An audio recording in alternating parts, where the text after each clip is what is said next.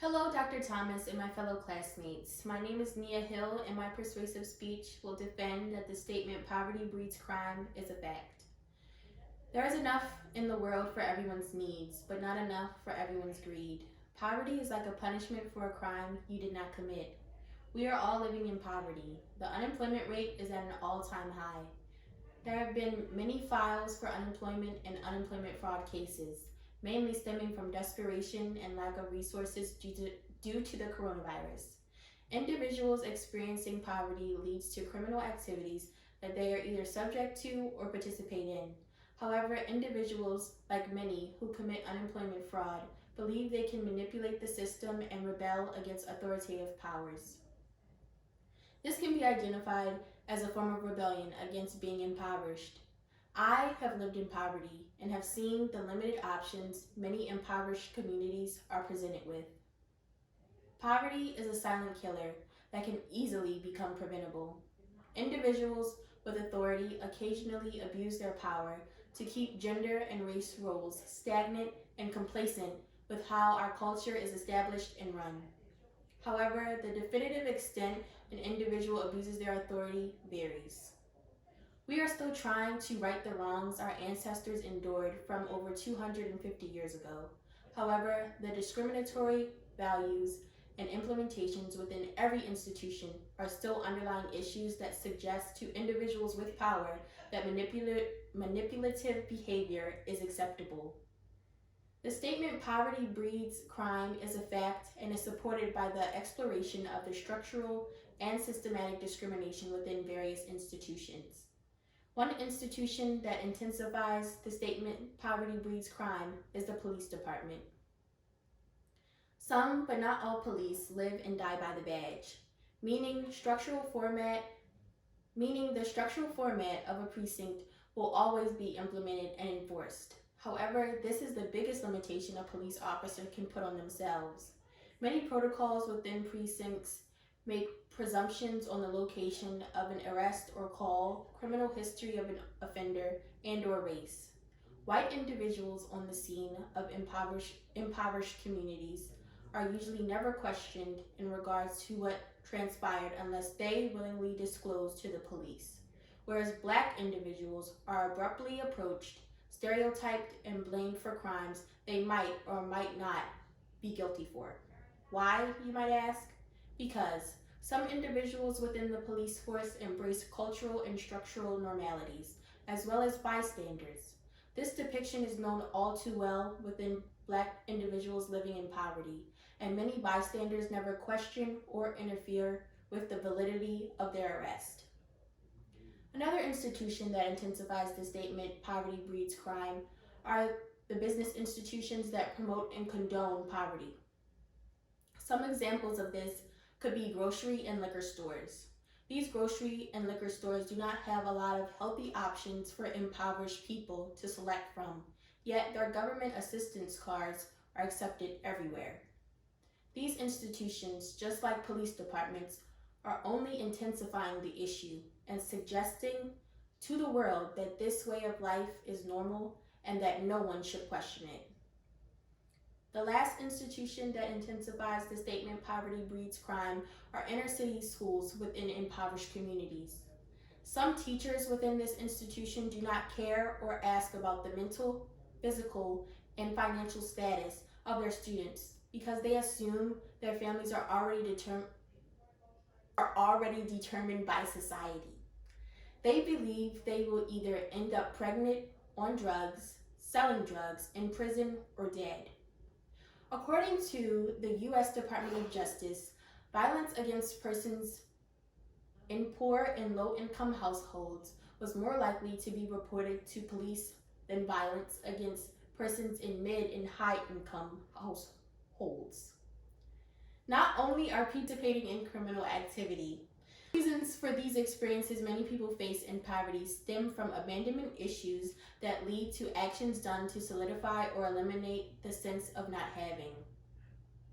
This could be the story of many parents having children young because of abandonment issues from their parents, so their hearts can fill that void, or to strengthen the relationship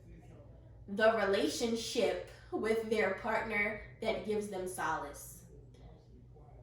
The issues many young parents face while living in poverty are their lack of resources and dependency on government assistance.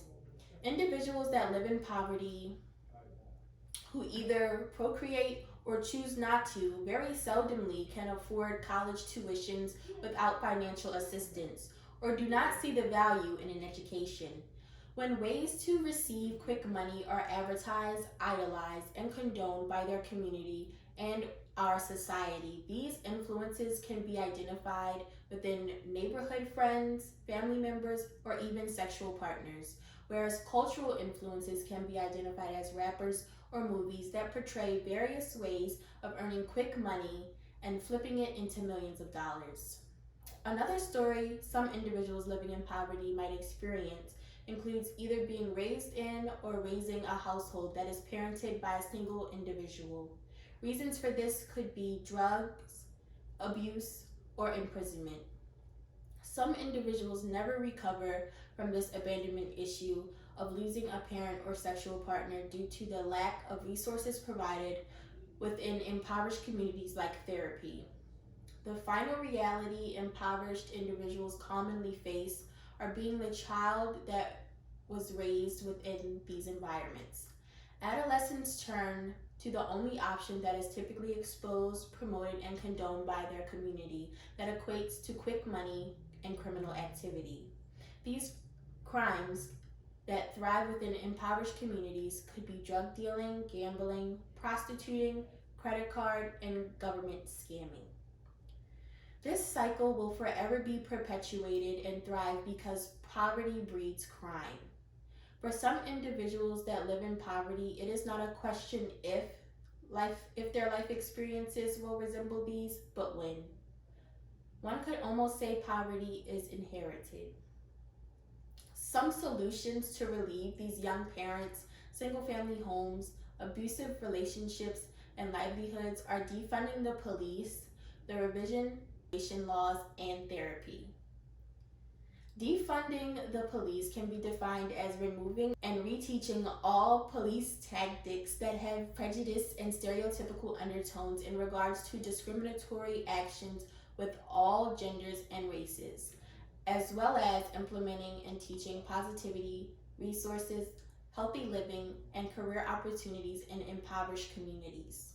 Laws for mass incarceration can be changed so most of these single parents will not have to raise their impoverished kids in the predicament they are in because of the business mind institution known as prison or jail. Over sentencing for petty drug crimes with no ties to drug cartels or drug lords is what is separating young black males from their family and encourages the statement, poverty breeds crime. Some real life stories to enhance your visualization of poverty breeds crime can be identified within the life story of Sean Ellis. I could not believe I had not heard about the Sean Ellis trial and story until Netflix released a documentary entitled Trial 4. An impoverished Boston, Massachusetts teen, Sean Ellis, was convicted of the murder of a police officer in 1995 after 2 mistrials due to the lack of evidence. Ellis spent 22 years in jail, evidence from his trial that would not be disclosed or revealed to his legal team because of the appealing paperwork. The cop who was murdered was a dirty cop and was being sexually serviced on the job when one of the relatives of a young girl he was sexually abusing shot him 7 times in the face. Ellis was targeted and was the only suspect during the investigation because he admitted to being at the scene of the murder to buy Pampers, in which he had a receipt for. Ellis's prints were never recovered from the crime scene or the weapon, yet the prosecution tried his case 3 times to receive a conviction. The prosecution used intimidation tactics on Ellis's impoverished girlfriend and uncle, who were threatened with losing or being sent back to prison because of disobeying their probation if they would not testify against Ellis. His life story and testimony sheds light to what many impoverished individuals know too well. Sean was the scapegoat for a motivated arrest. Due to the killing of a white police officer, someone had to pay. These individuals abused their power and authority to align with the stagnant and very non-progressive culture of racial profiling and stereotypes. Just how our nation encourages the statement poverty breeds crime as factual, so does other nations. In researching this topic, I came across a dissertation that stated poverty and its correlation to crime is not only an issue within our nation, but it is a global issue. Bowman Dong did his PhD dissertation on Is Poverty the Mother of Crime? Evidence from Homicide Rates in China. Taking advantage of the have-nots and gaslighting their ignorance or lack of inquisitiveness to abuse power and authoritarian roles is the reason why poverty breeds crime. I would love to end this speech with a quote from John F. Kennedy. If a free society cannot help the many who are poor, it cannot save the many who are rich. Be the change you want to see in the world. Thank you.